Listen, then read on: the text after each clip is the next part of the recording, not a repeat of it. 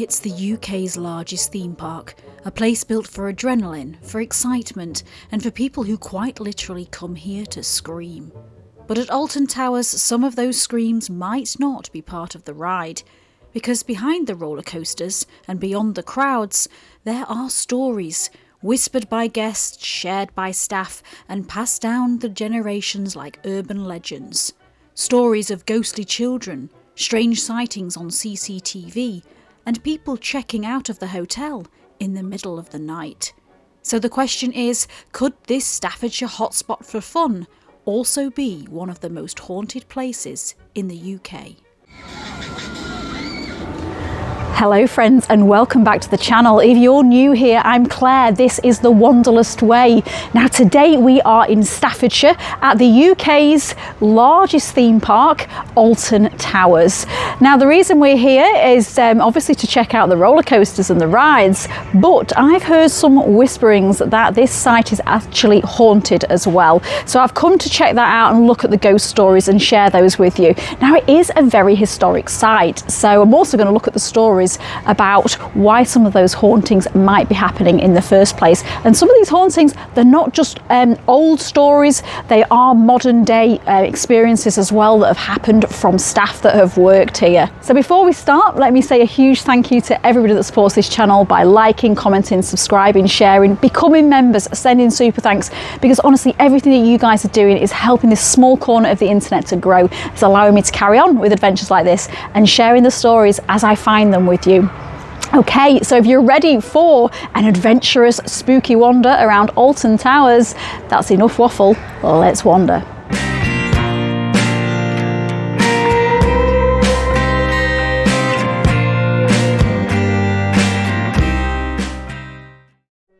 The Alton Towers Resort today includes the theme park, a water park and 3 themed hotels, so if you wanted to, you could easily make a weekend of it.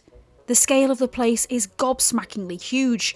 We're talking 550 acres of land where beautifully manicured gardens and historic monuments sit side by side with some of the biggest coasters in the country.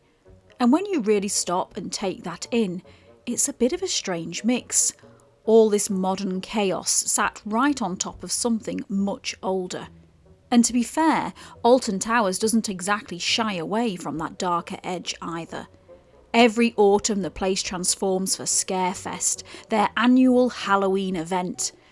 Ride in the dark and step into the new Edge of the Forest scare attraction. Scarefest at Alton Towers Resort. There's no feeling like it.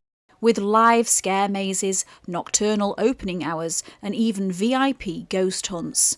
But if you can't wait until October, fear not, because whatever the season, there are plenty of all-round contenders here to soothe your spooky soul.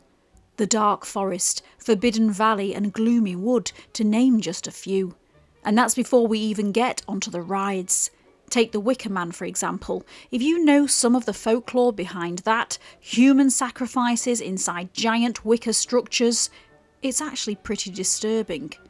And that's what Alton Towers does so well, and that's why it wins the awards.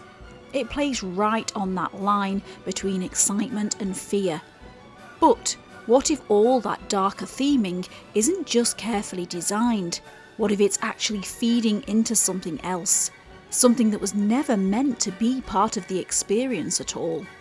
Because for some people, the dark and spooky side of the UK's #1 theme park has felt very real. And while there are plenty of strange tales tied to Alton Towers, there's one in particular that we absolutely have to start with, because it's been drawing people in for years. One of the most famous stories associated with Alton Towers, and they did theme a ride around it, the Hex ride, and that is the story of the Cursed Oak tree. To understand the legend of the Cursed Oak, we have to step back in time a little, to before this place was even a theme park, before CBeebies Land, before the Pirates of Mutiny Bay ever took hold. Because back then this land belonged to the aristocratic Talbot family. Known as the Earls of Shrewsbury, they owned and shaped this estate for centuries, and built the grand house, the towers, that still loom over the park today. And according to legend, this is where everything began. One evening, the 15th Earl of Shrewsbury was returning home by carriage, the light fading, mist beginning to creep in through the trees, when suddenly the horses came to a halt. The Earl pulled back the curtain, leaned out, and demanded to know what was going on. And there, standing in the road, was an old woman dressed in rags, thin, pale, her hands stretched out, begging for a coin. But the Earl had no patience for her. Irritated, dismissive, he ordered that she move or be driven aside. As the carriage edged forward, the woman began to mutter, low at first, almost impossible to hear, until her voice grew louder. And in that moment, it said the shadows of an old oak tree nearby began to shift, stretching unnaturally across the ground, creeping toward the carriage in the moonlight. Then suddenly she screamed, "For every branch of this old oak that falls, a member of your family will die." The Earl, brushing it off as madness, ordered the driver to carry on. But as they approached the towers, the storm began. Rain hammering down, thunder cracking through the sky, lightning tearing across the landscape, and somewhere in the distance, an almighty crash. Inside the safety of the house, the Earl laughed it off, recounting the encounter, dismissing the woman as nothing more than a nuisance. Until the news came. A member of his family had indeed died, and the following morning, when the storm had passed, the groundskeeper delivered the final piece. A branch from the old oak tree had been struck and torn clean away, and so the curse began.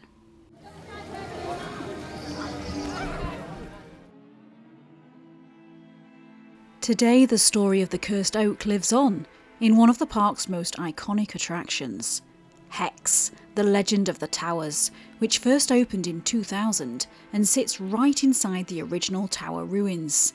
We'll come back to the wider history of the building later, but for now, this is the section most visitors pass through when they queue for the ride, and interestingly, it's where a lot of the strange stuff seems to happen. Hex itself is a short, immersive experience built around the Cursed Oak legend, with the queue forming part of that tale. TVs glitch with scenes about the story as you wander through the old armoury, past statues clad in dust sheets and old stained glass windows. Eventually you find yourself in the room with the fallen branch of the Cursed Oak. There, using a clever illusion, the room will feel like it's turning upside down. It's disorientating, it's clever, and like a lot of things here, it leans into, rather than avoids, the darker side of such tales. Which means, when something does happen, it's very easy to assume that it's all part of the show. Except some people are convinced that it isn't. Hex closed in 2023 for refurbishment, but it has since reopened. Now, whether they just gave it a fresh coat of paint, or quietly brought someone in for a bit of an exorcism, well, that's another question entirely. Because long before Hex, this part of the building was the Alton Towers gift shop. And according to those who once worked here, this is where things first started to get strange. Objects moved overnight, items disappearing, then turning up weeks later, covered in dust. Even jewellery locked in cabinets were found twisted and bent, with no clear way anyone could have touched it. And what's interesting is how similar that sounds to what people report now. In the queue to the ride, most commonly the armoury section, visitors have described being grabbed on the shoulder, touched on the arm, bumped into despite there being nobody there to explain it. There have been emergency doors opening by themselves, cold breezes on the back of the neck. And one thing in particular that I've read reports of again and again are small stones or pebbles being thrown. Not a one-off, but reported by multiple people over various times. Now you could say it's coincidence or imagination, but when you consider what was already happening in this building long before Hex was ever here, it does make you stop and think. There have even been sightings of a child dressed in old-fashioned clothing, only to disappear moments later. And again, in a place like this, you'd assume it's part of the experience, until you realise it isn't. Now, Alton Towers first opened to the public, shall we say, in 1860, and it was the gardens that they opened first.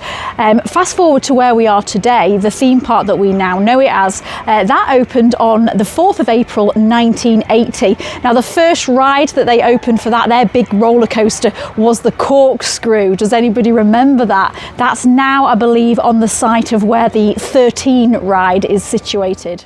When the Alton Towers gardens first opened to the public in 1860, they were widely admired for their dramatic, romantic design, something quite different from the more traditional English gardens of the time. By 1890, the estate was already attracting crowds of thousands of people, which tells you everything you need to know. This place was pulling people in long before it ever became a theme park. And if you look around today, you can still see those echoes of the past. The Gothic Prospect Tower up on Thompson's Rock, the grand conservatories from the 1820s, even a Stonehenge-style folly tucked away amongst the trees like it's always been there. Perhaps an echo of something much older. The gardens, one cannot deny, are beautiful, but there's a definite edge to them, something a little darker, people say, sitting quietly amongst the fountains and the rhododendrons. One of the biggest stories suggests that the land where these gardens now sit was once the site of a violent and bloody conflict, a battle said to have taken place here long before any of this was built, leaving so many dead that the area became known as Slain Hollow. Whether that's fact, folklore, or something in between is the kind of story that sticks. And for some people, it explains why this area is said to be so haunted. Strange noises, figures seen and then gone, and most commonly, a woman in old-fashioned dress appearing briefly before disappearing again. The same figure, some say, is seen around the tower ruins too, and even in parts of the park you wouldn't expect, like the toilets. Most people today come for the thrill-seeking roller coasters, but if you find yourself slowing down, wandering through here, you start to get a sense of what visitors might have experienced in the 1800s. Angelic statues now weathered with time, staff quarters standing empty, Gothic towers still watching over it all. And then, perhaps something a little more questionable. Just below the Prospect Tower, there's something you could very easily walk straight past without realising what it was. The Bear Cave. Back in the 1850s, a black bear was said to have been kept here, and from what's been said, visitors could get far closer than they ever should have been allowed to. One story even claims that somebody lost a hand. Now, even if that's not entirely true, it's exactly the sort of unsettling legend that draws people in, makes them lean a little closer, wondering what really happened. The final mystery of that story, though, is what happened next. When the bear eventually died, it was reportedly preserved and moved into the towers themselves. But after that, nobody really seems to know. And in a place like this, it just becomes another story, quietly adding to everything else. Now, funnily enough, if you didn't know, Alton Towers is actually named after these towers that are behind me. This is not a prop, this is a real historical building with a real historical story behind it as well. As the wind whistles through the tall Gothic archways where ornate windows once stood, and the eyes of high society once peered across the beautifully manicured lawn, it's interesting to picture how this place once stood. A vast Gothic mansion rising above the valley, built and shaped by the Talbot family, the Earls of Shrewsbury, one of the most powerful families in England. Their wealth came through land, politics and royal favour, and this house was a symbol of all of that. Today, as the crows and the jackdaws nestle in the spaces where great balls would have taken place, where ladies would have walked the corridors in their fine dresses, and men discussed important things, such as war, politics, and perhaps how they were going to shift that oak tree curse which the old woman had befallen upon them.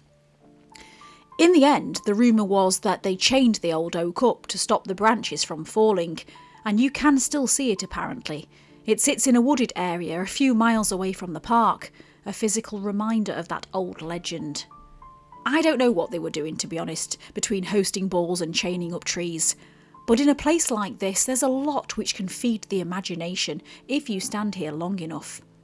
We've already touched on what happened in the old gift shop once housed in the towers. We've touched on the ghostly sightings in the gardens.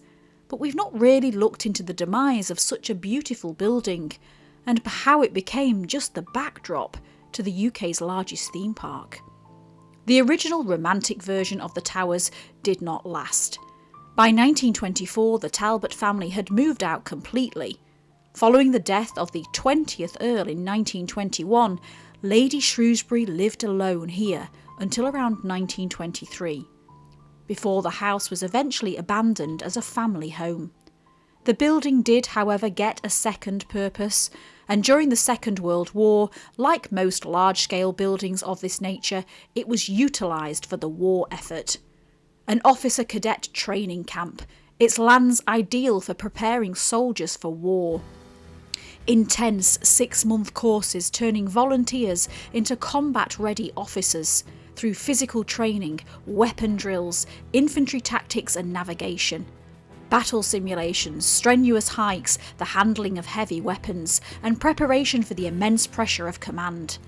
Just another layer of intense energy and fear added into a place that already has plenty. Now from that point, it never truly recovered. The interior was stripped, damaged, left exposed, and what you see today is pretty much what's left. A hollow shell, open to the elements, and absolutely no sign of that black stuffed bear. Now today when people talk about Alton Towers being haunted, they may rightly assume that this is where the majority of the activity happens, and they wouldn't be so wrong if you believe the stories. The hex ride we've just covered sits within this part of the towers, and when you leave the exit, it brings you straight back out into these gardens. From here, visitors have reported looking up and seeing faces peering out from the windows, when in reality, there is no floor there to actually support them. A lady, could she be the same one from the gardens, has also been seen moving through the conservatory area and other sections, always in her finery and never causing much bother. She could also be to blame for the strong scent of perfume some guests have experienced, a waft in the air that cannot be explained. There have been ghost hunts advertised at Alton Towers, and from what I can see online, a lot of that happens within the towers themselves, with people reporting experiences they can't quite explain. But if you're coming for a ghost hunt, the mood is dark, the lighting is low, and I'd guess that a ghost hunt in a theme park is designed to get your goosebumps going. But what if it's not expected? What happens when it's just an average visitor in the middle of the day?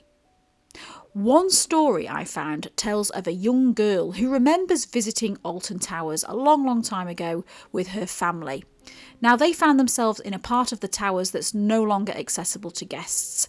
It was the bottom of a staircase, and on that staircase she saw a maid on her knees scrubbing the floor with what looked like an old bucket and old brush in old-fashioned clothing. The girl locked eyes with her, only to be confused by the way the maid looked back. It was as if she was shocked to be seen, or shocked by what she was seeing herself. The group climbed the stairs, and when they came back moments later, the maid had vanished. And when they spoke about it after, it turns out only the girl and her mother had seen this lady. They both described her in exactly the same way. Her father and her brother, who had also been there, had seen nothing at all. Now there are plenty of visitor stories online, and you can easily fall down a rabbit hole reading them all. But for me, it's the staff encounters that also make it more interesting. One account that really made me shiver came from a ride operator working out in X sector. Now that's where the Smiler and the Oblivion can be found. After a full day of hearing screams from the area's most popular rides, another one didn't seem unusual. But this time, The scream came from the towers themselves. And it wasn't until they gathered their thoughts that they realised the park was closed, the rides had long been stopped, and whatever that scream that was coming from the towers, it was not a thrill seeker. So standing here now, looking at what's left, it's not hard to see how these stories take hold. A place once filled with life, promise and riches, now left to rot in the open air, carrying everything that's ever happened here with it. But there's something else that sits here, a place that feels quite the opposite. And if you've ever wondered or worried whether there's something darker at play here, this might be where you'd go for salvation. You really don't expect to see something like this, do you, when you go into a theme park? It's actually really, really beautiful, and I bet quite a few people miss this. Just spotted it as we were walking through the towers. This is the part that caught me off guard. A place like this, sitting quietly in the middle of a theme park. The chapel forms part of the ongoing restoration work to preserve what's left of the towers, a small piece of something sacred still standing amongst everything else. Spaces like this have always carried a different kind of feeling, somewhere people come for reflection, for peace, perhaps even for protection. Step back outside though, and that feeling doesn't seem to travel very far, because for every calm corner like this, there are plenty of reports across the site that suggest something quite the opposite, something far less peaceful. So let's now run through some of them specific ghost stories, and do tell me in the comments whether you're feeling sceptical about this. Is it a bit of a marketing ploy, or do you really believe that something supernatural is going on here at this site? One thing that keeps coming up in the ghost stories is that whatever people are experiencing here, it's not just one presence, it's many. And a lot of these entities are reported to be children. Ghostly youngsters have been linked to several parts of the park, the queue line for Hex, which we've just touched on, the area around the Smiler, sightings during the Scarefest mazes, and quite interestingly, around one attraction that already leans heavily into a dark story, the Cursed Manor. Now, this building has always had that kind of energy attached to it, even before what you see today. Back in 1992, this was home to the original haunted house attraction, and at the time it wasn't just your average ghost train ride. It was one of the largest dark rides in Europe, and it cost around £4 million to create. It was designed to be something genuinely impressive, immersive and spooky at the same time.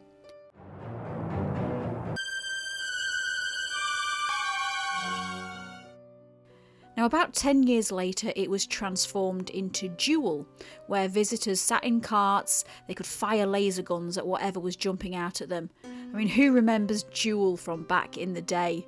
If you do, I'd be interested to know if you can still remember your top score. But even during that version of the ride, staff were reporting things they couldn't quite explain. A little boy has been seen many times running along the corridors, opening doors that had no reason to be opening, and a young girl seen and sometimes heard singing. Then in 2022, Jewel closed, and the whole place was shut off behind large fences, covered in posters that read "Property Repossessed." There was even a phone number which, if you called it, supposedly gave an automated message saying that the building had been repossessed and deemed too dangerous. It was very clever, it was very theatrical, marketing done brilliantly. And that's where it gets interesting, because what stands here now is the curse at Alton Manor. And the story goes that it's centred around a young girl, Emily Alton. She's been left alone in a grand house with nothing but her dolls. Now, before, something darker took hold of her, and this narrative is built around her isolation and possession. And the child becomes something else entirely. So you put all of that together, the history of the building, the reports from the staff, the sightings of the children, and then the story they've chosen to tell today, and you do have to ask the questions. Is this feeding into the supernatural energy of the place? Is it clever storytelling? Or is it very, very good marketing, feeding the imagination just enough to make people, even those that work here, believe there might be something more going on. Because whatever the answer is, this is just another part of the park where those stories don't seem to go away. Now, according to the Alton Towers official website, they've got about, I think it's 24 departments, and amongst those departments, during the summer season, especially the peak season, they have about 2,500 employees. And it's quite interesting because when I started looking into this, there are a lot of employee stories, a lot of stories that have come from ride operators themselves that share some really strange things that have happened whilst they've worked here. Now, if you are watching, I'm going to share some of the stories that I found, but if you are watching, you've worked at Alton Towers or you know somebody that has and they've had a bit of a spooky encounter, do please share those stories in the comments, because it's always really interesting to get up to date haunting stories from you and see what you think. One of the things that really pulled me into this and made me want to produce this video for you today was a forum I came across online. Now, it was written apparently by somebody who claimed to have worked here, and instead of me paraphrasing it, I'm just going to read you part of what they said. Everyone knows the stories of the Earl of Shrewsbury, the woman on the Iron Bridge, and the ghostly children that play in the ruins. But what people outside of the resort don't realise is that it doesn't stop there. The hauntings stretch across the entire estate, from the towers themselves all the way up to the Forbidden Valley. Even with the ruins being recognised as haunted, people don't realise just how heavy the paranormal activity is here. And that is what sent me down this rabbit hole. When I was doing my research, one area kept coming up again and again: the X sector. Now, that's the part of the park where the black hole once stood. Who remembers the black hole? Hands up if you do. If you don't, this was a roller coaster in complete darkness. It's where the Smiler now sits today. And this is where the darker reputation, from what I can see, really started to form.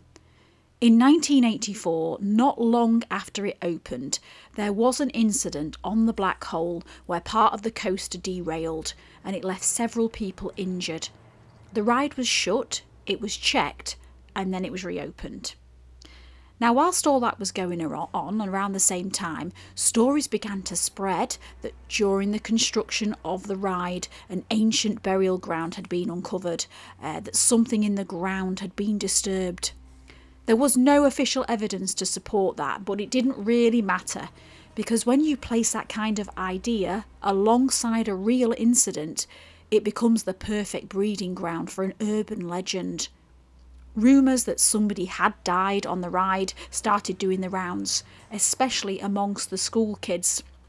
I was one of them, because once that idea was out there, it stuck, and the black hole became known as more than just a dark ride. It became something people genuinely felt uneasy about. And that's the version that I remember hearing when I was younger, and it absolutely terrified me. If you felt the same, do let me know. Now, this was the point where, when I did actually visit the park, my cousin made me go on that ride first, just to get it out of the way. Fast forward to today, of course, we've now got the Smiler. So when the black hole closed in 2005, the area was cleared, ready for this new attraction. And what replaced it, the Smiler, would go on to generate even more talk than the black hole. This became the new story, the modern version of those same playground rumours. Because, as some of you know, the Smiler was not without its own incident, and this one was worse than the black hole. On the 2nd of June 2015, a fully loaded train travelling at around 50 miles an hour collided with an empty stationary carriage.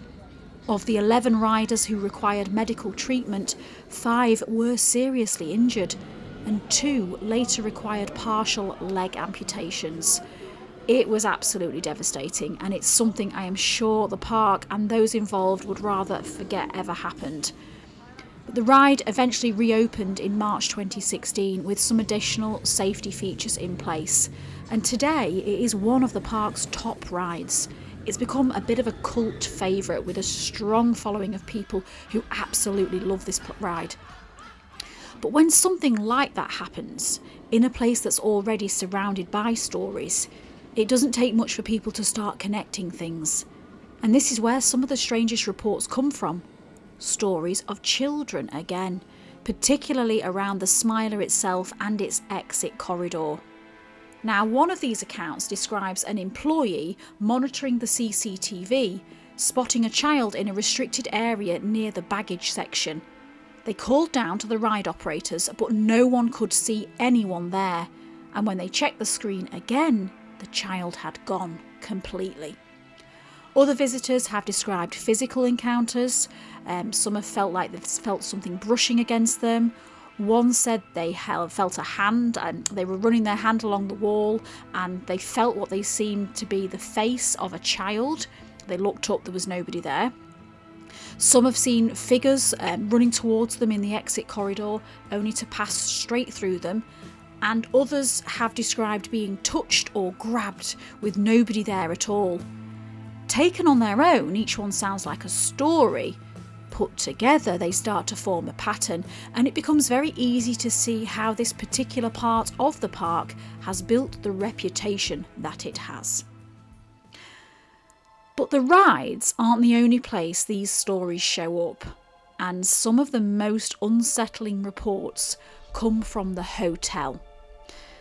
The Alton Towers Hotel opened in 1996. It was a necessary addition to a park that was growing quickly. And there was a time, particularly during some of the earlier Scarefests in the early 2000s, where the hotel itself became part of the experience. Certain rooms were deliberately set aside, not to give guests a good night's sleep, but to do the complete opposite. Paid actors in all their costume were given keys to certain rooms, and during the night they would quietly let themselves in and scare the guests while they laid in their beds. Now, I remember seeing footage of this at the time and thinking it looked absolutely terrifying. And as far as I can see, that's really the only time the hotel itself has been openly used as part of the park's scarier side. Everything else comes from guest and staff reports. So we've got stories of people checking out in the middle of the night because of disturbances they couldn't explain. And one story in particular that really stood out to me was of a guest who woke up in the night to see a shadowy figure standing in the corner of his room. They were wearing what looked like a hat, and when they looked directly at it, it began to move towards them. But when they turned away, it moved back into the corner again. And this went on and on, back and forth, over and over. Terrifying, I can imagine. Staff have said that many of these experiences seem to happen on the 3rd floor. And then there's the story of the balloon. This has been apparently seen floating in one of the hotel corridors. It appears and then it disappears again. And the rumour is the first time you see it, it's white. Second time you see it, it's white. But the third time if you see it, it turns red, and shortly after someone close to you will die. Now, it's the kind of story that reminds me of some of the other older folklore legends we've come across before on this channel. Chilling and impending signs of doom. Absolutely terrifying.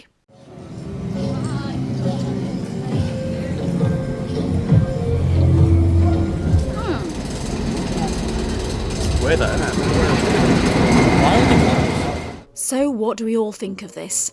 When people come to a theme park, they're expecting to be immersed. They're paying to have their senses heightened, overloaded in some cases. They've come for fun, for thrills, for scares. And Alton Towers does that very well. But when you mix all of that with real history, real stories, and people claiming real experiences, it does start to blur the line a little. Is it clever marketing? Is it imagination? Or is there something here that isn't part of the script? I'll let you decide. So that is it. Thank you to everybody for joining me on this Wanderlust adventure to Alton Towers. Do let me know in the comments what you think of these ghost stories and the history around it. Do you think it's absolutely nonsense, or do you believe that there really is something supernatural going on here, and why that might be? And like I said at the beginning, if you have worked here and you've got any stories to share, then I would love to hear them.